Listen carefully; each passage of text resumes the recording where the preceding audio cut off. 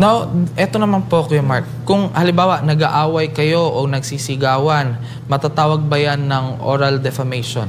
Depende anong klaseng sigawan. Depende anong klaseng away.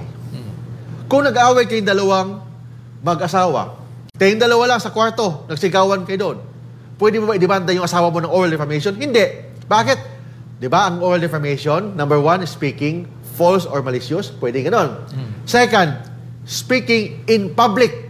Public ba yun? Kayong dalawa lang? Nag-usap? Hindi. So, hindi siya matatawag na oral defamation. Ang oral defamation, nagsasabi, ininsulto mo yung isang tao, may nakarinig na isang tao. Public yan. Pag kayong dalawa lang nag-insultuhan, okay lang yan. Part yan sa buhay. Lalo na sa mag-asawa. Part yan.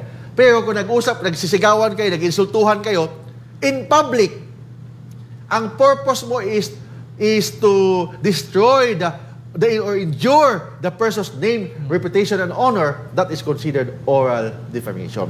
To injure the person's name, honor, reputation, kahit galit ka pa. Kasi heat of anger is not an excuse to destroy the person's name, reputation, and honor. Maybe it may reduce your criminal liability, but it will not exempt you. Hindi exempted ka sa criminal liability. Wala kang lisensya na sirain ang isang tao, ang reputasyon ng isang tao dahil galit ka.